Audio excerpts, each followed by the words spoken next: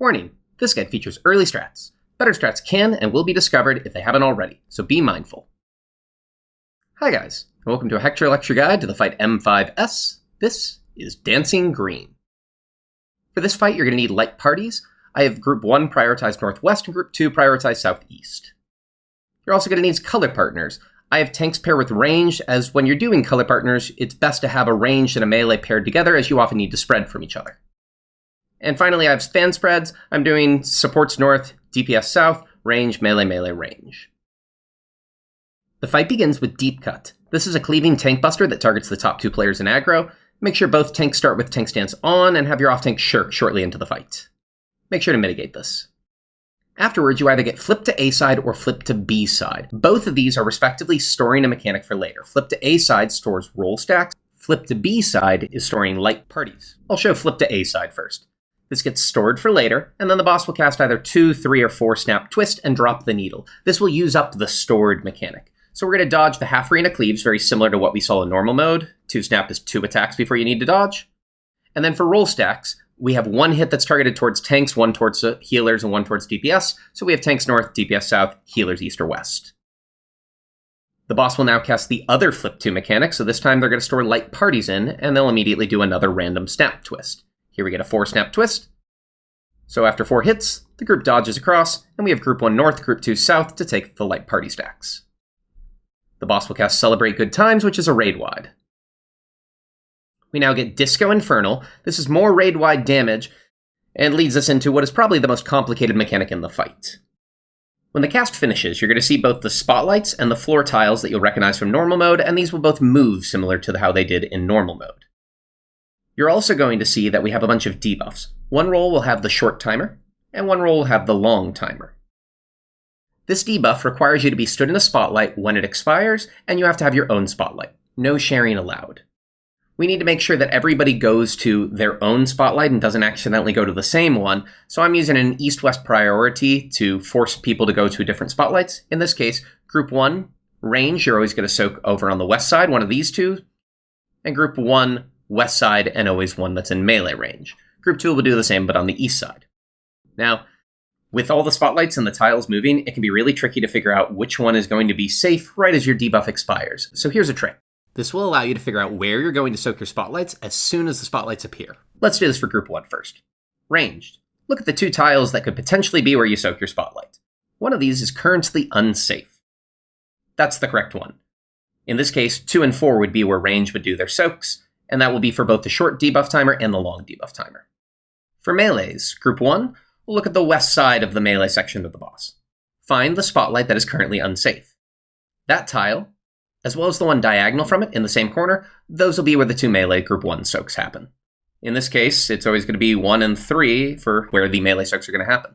If you just stand in the middle of the 2, you can adjust into your spotlight last second when your debuff timer is about to expire. Now for the mechanic as a whole. The boss will cast Funky Floor, the spotlights will start to move, and the tiles are going to start alternating which ones are safe and which ones are unsafe. Keep dodging these as normal, and then the boss will cast either outside in or inside out. If it's outside in, dodge in then out. If it's inside out, dodge out then in. Here's an outside in, so the players will dodge in and then out.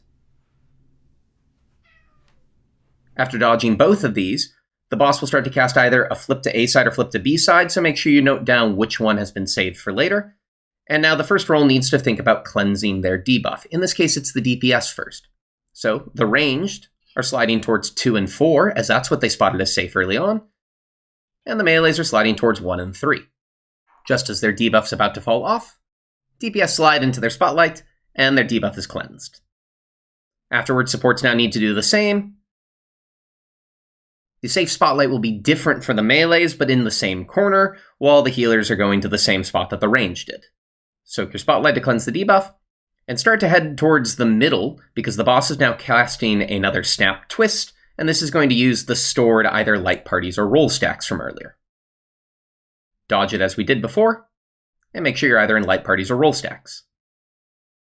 There's a Celebrate Good Times raid-wide, a deep cut tank buster, and then we get Ensemble Assemble. And the boss is going to lose all positionals. We get into our fan spreads that I showed earlier, and some frogs appear up in the north. We can ignore them for now. Instead, the boss will cast Arcadion Night Fever.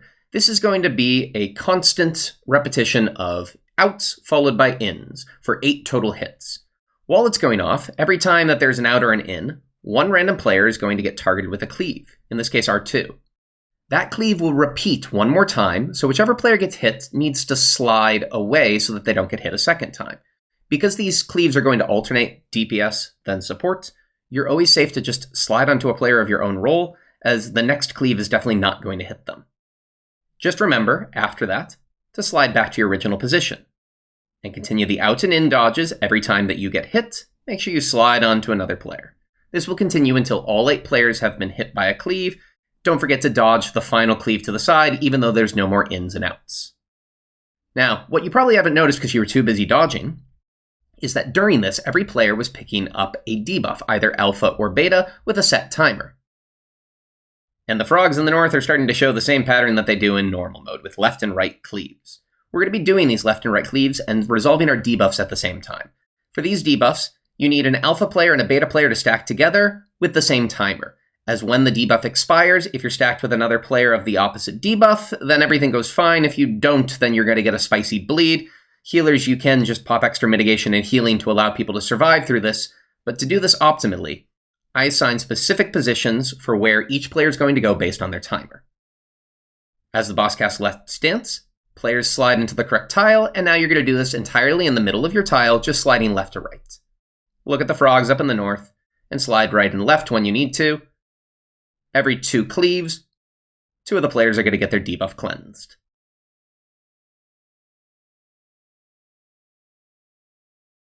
When all 8 cleaves have gone off, the boss will cast Let's Pose, and if you've done everything correct, you're going to get a perfect groove damage buff. This lasts for about 20 seconds. The boss is going to load up a flip to A side or B side, so remember if it was rolls or light parties, save for later. Next up is Ride the Waves.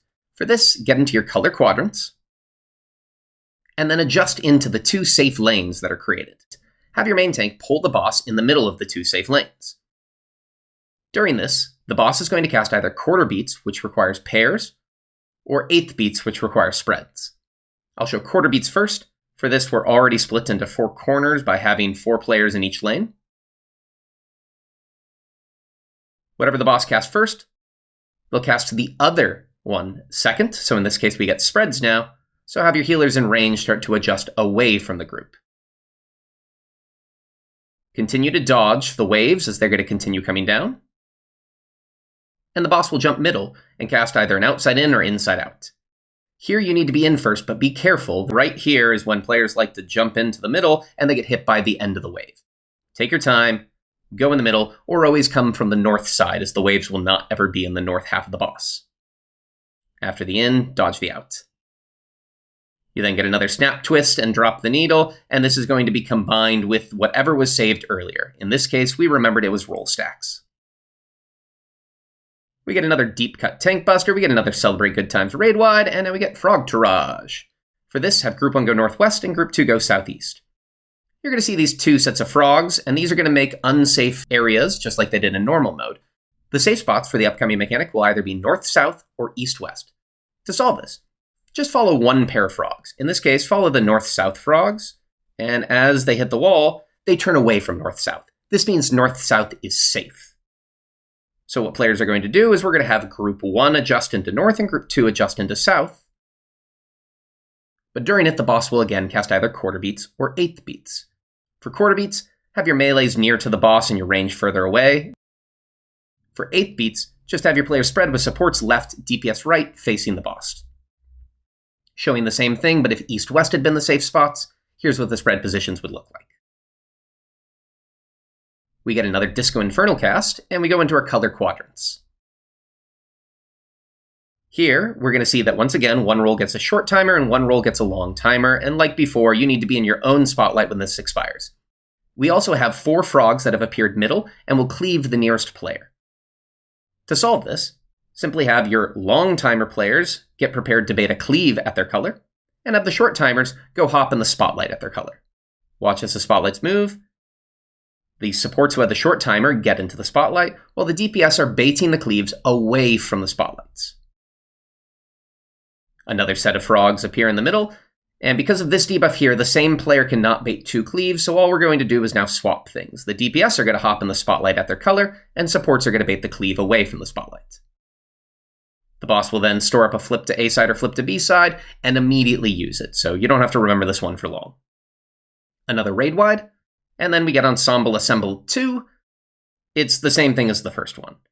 It's called Arcadion Night Encore, but really this is the exact same mechanic, you just don't get the alpha and beta debuffs, so resolved exactly the same as how I showed earlier. Now for Let's Dance Remix. There's no alpha and beta debuffs to cleanse this time. However, if you look at the frogs, you'll see that they're not pointing just left or right, but any of the 4 cardinal directions. I'll put arrows underneath them to show better what each of them is showing right now. This is just dodge, but it's fast. So each time, position yourself so that you're not going to hit by whichever way the frog is pointing.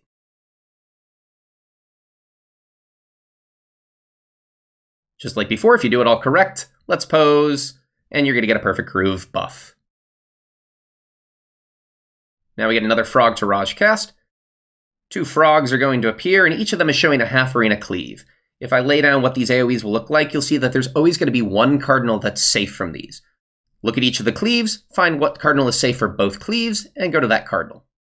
After the first set, another set appears, and once again, one of the cardinals at random will be safe. It can be, like in this case, the same cardinal.